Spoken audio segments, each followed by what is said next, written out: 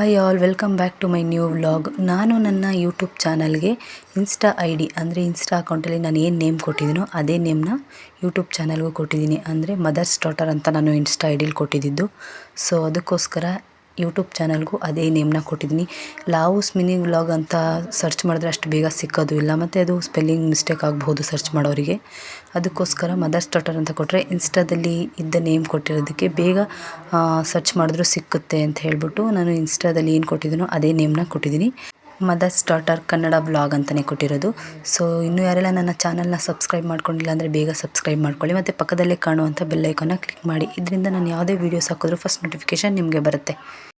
ಇದು ಶನಿವಾರ ಮತ್ತು ಭಾನುವಾರದ ವ್ಲಾಗ್ ಆಗಿರುತ್ತೆ. ಇನ್ನು ಶನಿವಾರನೂ ಚಾರ್ವಿಗೆ ಬೇಗನೆ ರೆಡಿ ಮಾಡಿ ಸ್ಕೂಲಿಗೆ ಕಳಿಸಿದ್ದಾಯಿತು, ತಿಂಡಿ ಎಲ್ಲ ಮಾಡಿ ಕೊಟ್ಟು. ಯಾಕೆಂತಂದರೆ ಅವಳಿಗೆ ಕಲ್ಚರಲ್ ಆ್ಯಕ್ಟಿವಿಟೀಸ್ ನಡೀತಿತ್ತು ಸ್ಕೂಲಲ್ಲಿ. ಸೊ ಅದಕ್ಕೋಸ್ಕರ ಅದೇ ಯೂನಿಫಾರ್ಮ್ನ ಹಾಕೊಂಡು ಬನ್ನಿ ಅಂತ ಹೇಳಿದರು. ಅದಕ್ಕೋಸ್ಕರ ಅವಳಿಗೆ ಅದೇ ಯೂನಿಫಾರ್ಮ್ ಹಾಕಿ ಅವಳಿಗೆ ರೆಡಿ ಮಾಡಿ ಕಳಿಸ್ತಾ ಇದ್ವಿ. ಅಷ್ಟರಲ್ಲಿ ಮಧ್ಯಾಹ್ನ ಆಯಿತು. ಸೊ ಮಧ್ಯಾಹ್ನದಷ್ಟರಲ್ಲಿ ನಮ್ಮ ಅಕ್ಕನೂ ಏನೋ ಪ್ಲ್ಯಾನ್ ಮಾಡ್ಕೊಂಡಿದ್ಲು. ಅವಳು ಒಂದು ವಾರ್ಡ್ರೋಬ್ ತೊಗೊಳ್ಬೇಕು ಅಂತ ಹೇಳ್ಬಿಟ್ಟು, ಮಕ್ಕಳು ಬಟ್ಟೆನೆಲ್ಲ ಹಾಕಿಡೋದಕ್ಕೆ ಒಂದು ಸಣ್ಣ ವಾರ್ಡ್ರೋಬ್ ಬೇಕು ಅಂತ ಹೇಳ್ತಿದ್ಲು. ಸೊ ಅದನ್ನೇ ವಾರ್ಡ್ರೋಬ್ನ ಅವಳು ತೊಗೊಂಡಿದ್ದಾಳೆ ಹೊಸ್ದಾಗಿ. ಅಷ್ಟರಲ್ಲಿ ಎಷ್ಟು ಬಿಸಿಲಾಗೋಯ್ತು ಅಂತಂದರೆ ಸಖತ್ತು ಬಿಸಿಲಾಗೋಯ್ತು.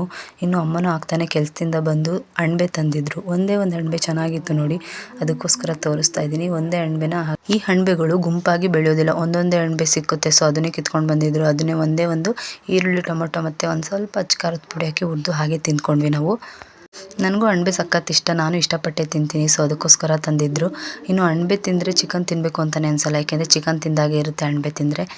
ಸೊ ಅಷ್ಟರಲ್ಲಿ ಪಾಪುಗೂ ಒಡ್ರಾಗಿಗೆ ರೆಡಿ ಮಾಡ್ಕೊಂಬಿಡೋಣ ಅಂತ ಹೇಳ್ಬಿಟ್ಟು ರಾಗಿನ ತೊಳೆದು ಹಾಗೆ ನೆನೆಯೋಕ್ಕಿಟ್ಟಿದ್ದೀನಿ ನೋಡಿ. ಚೆನ್ನಾಗಿ ತೊಳೆದ್ವಿ ರಾಗಿನ, ಯಾಕೆಂದರೆ ಇದು ಸೊಸೈಟಿಲಿ ಕೊಡ್ತಾರಲ್ಲ ಆ ರಾಗಿ ಇದು. ನಾನೇನು ಸಪ್ರೇಟಾಗಿ ರಾಗಿನ ತೊಗೊಂಡಿರಲಿಲ್ಲ ಅಂಗಡೀಲಿ, ಈ ರಾಗಿನೇ ಸಾಕು ಅಂತ ಹೇಳ್ಬಿಟ್ಟು ಅದನ್ನೇ ಒಂದು 5-6 ಸಲ ಚೆನ್ನಾಗಿ ತೊಳೆದು ನೆನೆಯೋಕ್ಕಿಟ್ಟಿದ್ವಿ ರಾಗಿನ. ಇನ್ನು ಕರಿಬೇವಿನ ಸೊಪ್ಪನ್ನು ಮನೆ ಹತ್ರನೇ ಹಾಕ್ಕೊಂಡಿದ್ವಲ್ಲ, ಅದೇ ಕರಿಬೇವಿನ ಸೊಪ್ಪನ್ನೇ ತೊಗೊಂಡಿದ್ದೀನಿ. ಇದು ನಾಟಿ ಕರಿಬೇವಿನ ಸೊಪ್ಪು. ಇನ್ನು ಒಡ್ರಾಗಿ ಬಿಡ್ಸೋಕ್ಕೋಸ್ಕರ ಒಂದಿಷ್ಟು ಐಟಮ್ಗಳನ್ನ ನಾನು ಆ್ಯಡ್ ಮಾಡ್ಕೊಂಡಿದ್ದೀನಿ. ಅಂತಂದರೆ ನಮ್ಮ ಅಕ್ಕನ ಮಕ್ಕಳಿಗೆಲ್ಲ ಬಿಡಿಸಿದ್ಲು ನೋಡಿ ಆ ಐಟಮ್ಗಳು, ಮತ್ತು ನಮ್ಮ ಅಮ್ಮನೂ ಒಂದಿಷ್ಟು ಐಟಮ್ಗಳನ್ನ ಹೇಳಿದರು. ಎಲ್ಲ ಸೇರಿ ಒಟ್ಟಿಗೆ ಬಿಡಿಸಿ ಇಟ್ಕೊಂಡಿರೋಂಥದ್ದು. ಕರಿಬೇವನ್ನ ಸ್ವಲ್ಪ ಒಣಗಿಸ್ಕೋಬೇಕಾಗಿತ್ತಲ್ವ, ಅದನ್ನೇ ಬಿಡಿಸ್ಬಿಟ್ಟು ಒಣಗ್ಸೋಕೆ ಇಡ್ತಾಯಿದ್ದೀನಿ ನಾನು. ಇನ್ನು ಪಾಪುಗೂ ಸಾಲಿಡ್ಸ್ನ ಸ್ಟಾರ್ಟ್ ಮಾಡಿರೋದ್ರಿಂದ ಬರೀ ಸರ್ಲಾಕ್ನೇ ತಿನ್ಸೋಕ್ಕಾಗಲ್ಲ ಅಲ್ವಾ. ಸೊ ಅದಕ್ಕೋಸ್ಕರ ಇನ್ನೂ 7 ಮಂತ್ಸ್ ಸ್ಟಾರ್ಟ್ ಆದಾಗ ಒಡ್ರಾಗಿನ ಅಭ್ಯಾಸ ಮಾಡೋಣ ಅಂತ ಹೇಳ್ಬಿಟ್ಟು ಒಡ್ರಾಗಿಗೆ ರೆಡಿ ಮಾಡ್ಕೊಳ್ತಾ ಇದ್ದೀನಿ. ಇನ್ನು ಅವನಿಗೂ 7 ಮಂತ್ಸ್ ಕಂಪ್ಲೀಟ್ ಆಯಿತು. ಸೊ ಅದಕ್ಕೋಸ್ಕರ 7 ಮಂತ್ಸ್ದು ಫೋಟೋಶೂಟ್ನೂ ಮಾಡ್ತಾಯಿದ್ದೆ. ಹಾಗೆ ಸಿಂಪಲಾಗಿ ಮನೆಯಲ್ಲೇ ಮಾಡ್ಕೊಳ್ತೀನಿ ನಾನು, ನನ್ನ ಫೋನಲ್ಲೇ ಫೋಟೋಸ್ನೆಲ್ಲ ಹೊಡ್ಕೊಂಡು. ಹಾಗೆಯೇ ನಾನು ಸ್ವಲ್ಪ ಥಿಂಗ್ಸ್ಗಳನ್ನ ಆನ್ಲೈನಲ್ಲೇ ಪರ್ಚೇಸ್ ಮಾಡಿದ್ದು. ಯಾಕೆ ಅಂತಂದರೆ ಇಲ್ಲಿ ಹಳ್ಳಿ ಸೈಡ್ ಆಗಿರೋದ್ರಿಂದ ಅಷ್ಟೊಂದು ಒಡ್ರಾಗಿಗೆ ಬೇಕಾಗಿರೋಂಥ ಐಟಮ್ಗಳು ಸಿಕ್ಕಲಿಲ್ಲ. ನಾವು ಹೊರಗಡೆ ಹೋದ್ರೂ ಸಿಕ್ಕಲಿಲ್ಲ. ಸೊ ಅದಕ್ಕೋಸ್ಕರ ನಾನು ಆನ್ಲೈನಲ್ಲೇ ಪರ್ಚೇಸ್ ಮಾಡಿಕೊಂಡೆ. ಸ್ವಲ್ಪ ಕೆಂಪಕ್ಕೇ ಸಿಕ್ಕಲಿಲ್ಲ ಇಲ್ಲಿ ಹಳ್ಳಿ ಸೈಡ್ ಆಗಿದ್ರು. ಇನ್ನು ನನಗೆ ಬೇಕಾಗಿರೋ ಸ್ವಲ್ಪ ಥಿಂಗ್ಸ್ಗಳನ್ನ ನಾನು ಆನ್ಲೈನಲ್ಲಿ ಪರ್ಚೇಸ್ ಮಾಡಿಕೊಂಡೆ. ಇನ್ನು ನೆಕ್ಸ್ಟ್ ಮಂಡೇ ಮಾರ್ನಿಂಗ್ ವ್ಲಾಗ್ ಇದು. ನಾನು ನೆನೆಯೋಕ್ಕಿಟ್ಟು ಚೆನ್ನಾಗಿ ತೊಳೆದಿಟ್ಟಿದ್ದೆ ಅಂತ ಹೇಳಿದ್ನಲ್ವ ರಾಗಿನ, ಅದನ್ನು ಸೋಸ್ಕೊಳ್ತಾ ಇದ್ವಿ. ಸೋಸಿಟ್ಟು ಸ್ವಲ್ಪ ಬಟ್ಟೆ ಗಂಟಾಕಿಟ್ಕೊಂಡ್ರೆ ಕಿರುಮೊಳಕೆ ಥರ ಬರಬೇಕು ಈ ರಾಗಿ. ಅದು ಒಡ್ರಾಗಿಗೆ ಸೂಕ್ತ ಅಂತ ಅನಿಸ್ಕೊಳ್ಳುತ್ತೆ. ಸ್ವಲ್ಪ ಕಿರುಮೊಳಕೆ ಅಂತ ಹೇಳ್ತಾರೆ ನೋಡಿ, ಆಗ ಬರಬೇಕು. ಪ್ಲೇನ್ ರಾಗಿನೂ ಹಾಕ್ತಾರೆ, ಬಟ್ ನಾನು ಹಾಕಲಿಲ್ಲ. ಕಿರುಮೊಳಕೆ ಬರ್ಸಿ ಹಾಕೋಣ, ಸ್ವಲ್ಪ ಪೋಷಕಾಂಶ ಜಾಸ್ತಿ ಇರುತ್ತೆ ಅಂತ ಹೇಳ್ಬಿಟ್ಟು ನಾನು ಕಿರುಮೊಳಕೆ ಬರ್ಸಿನೇ ಹಾಕೋಣ ಅಂತ ಅಂದ್ಬಿಟ್ಟು ಬಟ್ಟೆ ಗಂಟಾಕಿ ಇಡ್ತಾ ಇದ್ವಿ.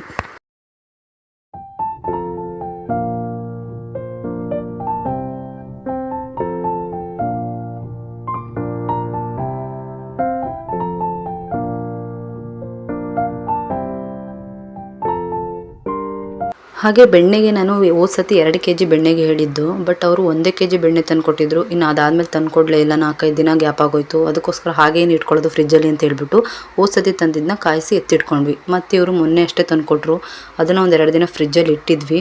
ಸೊ ಇಡೋದು ಬೇಡ, ಕಾಯಿಸ್ಕೊಬೇಡ ಅಂತ ಹೇಳ್ಬಿಟ್ಟು ಬೆಣ್ಣೆಗೂ ಕಾಯಿಸ್ಕೊಳ್ತಾ ಇದ್ದೀನಿ ನಾನು ಈ ರೀತಿ ಕಾಯಿಸ್ಕೊಳ್ಳೋದು. ಮತ್ತು ಏನೇನು ಇಂಗ್ರೀಡಿಯೆಂಟ್ಸ್ ಹಾಕ್ತೀನಿ ಅಂತ ಇಲ್ಲೇ ತೋರಿಸಿದ್ದೀನಿ, ನೋಡ್ಕೊಳ್ಳಿ.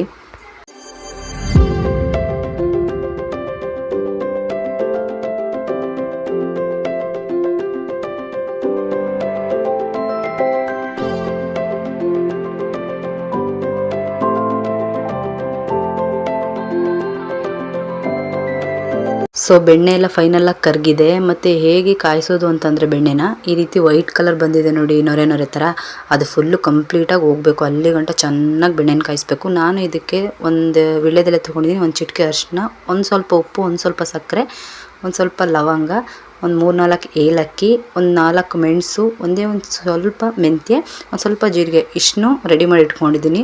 ಅದು ಚೆನ್ನಾಗಿ ಕುದ್ದು ಒಂದು ಬ್ರೌನ್ ಕಲರಿಗೆ ಬರುತ್ತೆ ನೋಡಿ, ಈ ಕಲರ್ಗೆ ಬರಬೇಕು. ಅಲ್ಲಿ ಗಂಟ ಸ್ವಲ್ಪ ಚೆನ್ನಾಗಿ ಕುದಿಸ್ಬೇಕು. ಅದಾದಮೇಲೆ ನಾನು ಏನೇನು ರೆಡಿ ಮಾಡ್ಕೊಂಡಿದ್ದೀನೋ ಇಂಗ್ರೀಡಿಯೆಂಟ್ಸು ಅದನ್ನ ಈಗ ಹಾಕಬೇಕು. ಅಲ್ಲಿವರೆಗೂ ಹಾಕಕ್ಕೆ ಹೋಗ್ಬಾರ್ದು. ಫಸ್ಟೇ ಹಾಕ್ಬಿಟ್ರೆ ಅದು ಚೆನ್ನಾಗಿ ಬೆಂದು ಮತ್ತು ಕಪ್ಪಗಾಗೋಗ್ಬಿಡುತ್ತೆ ನಾವೇನೇನು ಇಂಗ್ರೀಡಿಯೆಂಟ್ಸ್ ಹಾಕಿದ್ವೋ ಅದು. ಸೊ ಈ ಥರ ಚೆನ್ನಾಗಿ ಬೆಣ್ಣೆ ಬೇಯಿಸ್ಕೊಂಡು ಆಮೇಲೆ ಇದನ್ನ ಹಾಕಿದ್ರೆ ಅದ್ರ ಫ್ಲೇವರ್ ಏನಿದೆ ಅದೆಲ್ಲ ಬಿಟ್ಕೊಳ್ಳುತ್ತೆ ಆವಾಗ. ಅಲ್ಲಿವರೆಗೂ ಚೆನ್ನಾಗಿ ಕಾಯಿಸಿ ಆಮೇಲೆ ಇದು ಹಾಕಬೇಕು. ಇವಾಗ ನೋಡಿ ಚೆನ್ನಾಗಿ ಕಾಯಿಸಿದ್ದೀನಿ ಅಲ್ವಾ, ನೋಡಿ ಈ ಕಲರ್ ಬರಬೇಕು ಬೆಣ್ಣೆ. ಇದು ಸೀದೋಗಿದೆ ಅಂತ ಅಂದ್ಕೊಳಕ್ಕೆ ಹೋಗ್ಬೇಡಿ, ಅದು ಚೆನ್ನಾಗಿ ಕಾದು ಅದರದ್ದು ಏನಿದೆ ನೋಡಿ ನೊರೆ ಥರ ಇದೆಯಲ್ಲ ಅದೆಲ್ಲ ಕರಗ್ತಾ ಹೋಗಿದೆ ನೋಡಿ, ಅದೆಲ್ಲ ಹೋಗಿ ಮಡ್ಡಿ ಅಂತಂತಾರೆ, ಅದೆಲ್ಲ ಕರಗ್ತಾ ಹೋಗಿ ಕೆಳಗೆ ಕೂತ್ಕೊಳ್ಳುತ್ತೆ. ಅಲ್ಲಿವರೆಗೂ ಚೆನ್ನಾಗಿ ಕಾಯಿಸಿ ಈ ಕಲರ್ಗೆ ಬರಬೇಕು ಬೆಣ್ಣೆ. ಅದು ಬಂದಾದಮೇಲೆ ಕಂಪ್ಲೀಟಾಗಿ ತುಪ್ಪ ಆಗಿದೆ ಅಂತ ಅನ್ನೋದು. ನೋಡಿ ಈ ಥರ ಬಂದಾಗಲೇ ತುಪ್ಪ ಆಗಿದೆ. ನಾನು ಒಂದು ಸ್ವಲ್ಪ ಪಾತ್ರೆನ ಕೆಳಗಿಟ್ಟು ಆಡ್ಸೋಕ್ಕೆ ಬಿಟ್ಟಿದ್ದೀನಿ, ಆಮೇಲೆ ಬಾಕ್ಸ್ಗೆ ಹಾಕೊಳ್ಳೋಣ ಅಂತ ಹೇಳಿಬಿಟ್ಟು.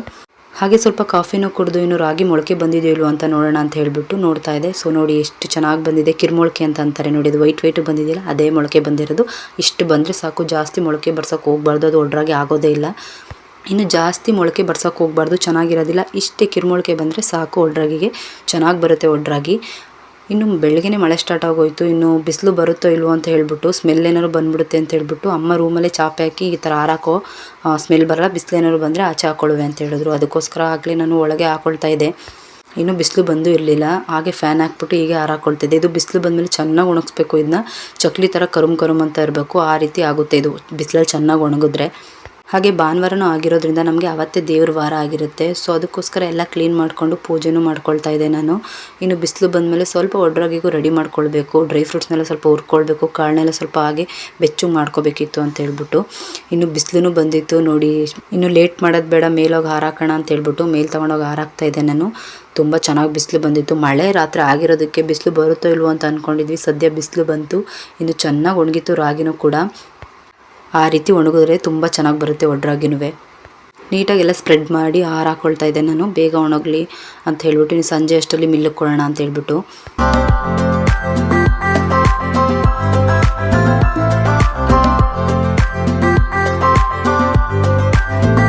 ಹಾಗೆ ನನ್ನ ಹಸ್ಬೆಂಡ್ಗೂ ಅವತ್ತೊಂದು ದಿನ ಕೆಲಸ ಇರಲಿಲ್ಲ. ಸೊ ತಲೆ ನೋಯ್ತಿದೆ ಯಾಕೋ ಅಂತ ಹೇಳಿದ್ರು. ಎಣ್ಣೆಲಿ ಹಾಕ್ಬಿಟ್ಟು ಸ್ವಲ್ಪ ಮಸಾಜ್ ಮಾಡೋದು ನೀಟಾಗಿ ಅಂತ ಹೇಳಿದ್ರಲ್ವ, ಅದಕ್ಕೋಸ್ಕರ ಎಣ್ಣೆಲಿ ಹಾಕ್ಬಿಟ್ಟು ನೀಟಾಗಿ ಮಸಾಜ್ ಮಾಡ್ತಾಯಿದ್ದೆ. ಹಾಗೆ ಮೈಕೈನೆಲ್ಲ ಸ್ವಲ್ಪ ಹಾಗೆ ಒತ್ಕೊಡ್ತಾ ಇದೆ.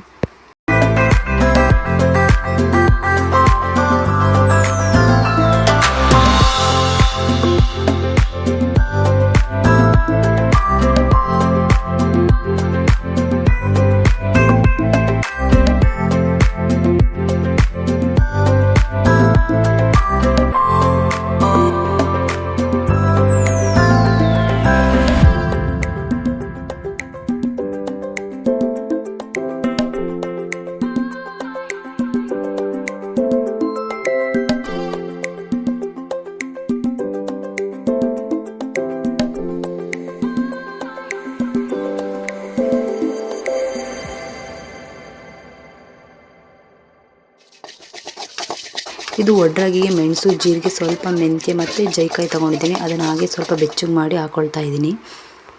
ಇನ್ನು ಸ್ವಲ್ಪ ಉದ್ದಿನ ಕಾಳು, ಕಡಲೆಕಾಳು, ಹೆಸರು ಕಾಳು, ಬೇಳೆ ಇಷ್ಟನ್ನು ಸ್ವಲ್ಪ ಬೆಚ್ಚಗೆ ಮಾಡಿ ಹಾಕ್ಕೊಳ್ತಾ ಇದ್ದೀನಿ.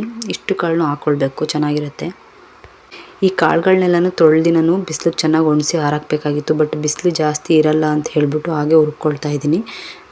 ಹುರ್ಕೊಂಡ್ರೂ ಪರವಾಗಿಲ್ಲ, ಅಕಸ್ಮಾತ್ ತೊಳೆದು ಹಾಕ್ಕೊಂಡ್ರೂ ಪರವಾಗಿಲ್ಲ. ಇನ್ನು ಸ್ವಲ್ಪ ಕರಿಬೇವಿನ ಸೊಪ್ಪು, ಇನ್ನು ಇದು ಬಿಳಿ ಉದ್ದು ಅಂತಾರೆ ಮತ್ತು ಸೋಯಾಬೀನ್ ಕಾಳು ಅಂತಾರೆ, ಇದೇ ಮೇನ್ ಇಂಗ್ರೀಡಿಯೆಂಟು. ಇನ್ನು ಅರ್ಧ kg ಗೋಧಿ ತೊಗೊಂಡಿದ್ದೀನಿ. ಇನ್ನು ಕೆಂಪಕ್ಕಿನೂ ಹಾಕೋತಾ ಇದ್ದೀನಿ ನಾನು. ಇದಕ್ಕೆ ಹಾಕ್ಕೊಂಡು ಸ್ವಲ್ಪ ಚೆನ್ನಾಗಿ ಎಲ್ಲ ಮಿಕ್ಸ್ ಮಾಡ್ಕೊಳ್ತಾ ಇದ್ದೀನಿ. ಇನ್ನು ಇದಕ್ಕೆಲ್ಲನೂ ಗೋಡಂಬಿ, ಬಾದಾಮಿ ಮತ್ತು ಮಖಾನ ಬರುತ್ತೆ ನೋಡಿ, ಅದನ್ನು ಹಾಕ್ಕೊಳ್ಬೇಕು. ಇನ್ನು ವಾಲ್ನಟ್ ಹಾಕ್ಕೊಳ್ಬೇಕು. ಇದನ್ನೆಲ್ಲ ಸ್ವಲ್ಪ ರೋಸ್ಟ್ ಮಾಡಿ, ಡ್ರೈ ರೋಸ್ಟ್ ಮಾಡ್ಕೋಬೇಕು. ಇದನ್ನೆಲ್ಲ ಹಾಗೆ ಎಣ್ಣೆಲೆಲ್ಲ ಮಾಡ್ಕೊಳಕ್ಕೆ ಹೋಗ್ಬಾರ್ದು, ಡ್ರೈ ರೋಸ್ಟ್ ಮಾಡಿ ಹಾಕ್ಕೊಳ್ತಾ ಇದ್ದೀನಿ. ಸೊ ಇದಿಷ್ಟು ಹಾಕಿ ಇನ್ನು ಕೊನೆಗೆ ರಾಗಿ ಹಾಕ್ಕೊಳ್ಬೇಕು. ರಾಗಿನೂ ಸ್ವಲ್ಪ ಜರಡಿ ಇಟ್ಕೊಳ್ತಾ ಇದ್ದೀವಿ, ಸಣ್ಣ ಪುಟ್ಟ ಕಲ್ಲುಗಳಿರುತ್ತೆ ಅಂತ ಹೇಳಿಬಿಟ್ಟು. ಇನ್ನು ರಾಗಿನೂ ಎಲ್ಲ ಸೋಸ್ಕೊಂಡು ನೀಟಾಗಿ ಕೊನೆಗೆ ಎಲ್ಲ ಹಾಕಿ ಮಿಕ್ಸ್ ಮಾಡಿಕೊಂಡು ಇನ್ನು ಮಿಲ್ಲಿಗೆ ಕೊಟ್ಟು ಕಳಿಸಿದೆ ನನ್ನ ಹಸ್ಬೆಂಡು. ಮಿಲ್ ಮಾಡಿಸ್ಕೊಂಡು ಬಂದಿರು, ಅದನ್ನು ಸ್ವಲ್ಪ ಹಾಗೆ ಹಾರಾಕೊಂಡು ಮತ್ತೆ ಬಾಕ್ಸೆಲ್ಲ ಕೆತ್ತಿಟ್ಕೊಂಡಿದ್ದೀನಿ. Thank you for watching. Next ವ್ಲಾಗಲ್ಲಿ ಸಿಗ್ತೀನಿ, ಬಾಯ್.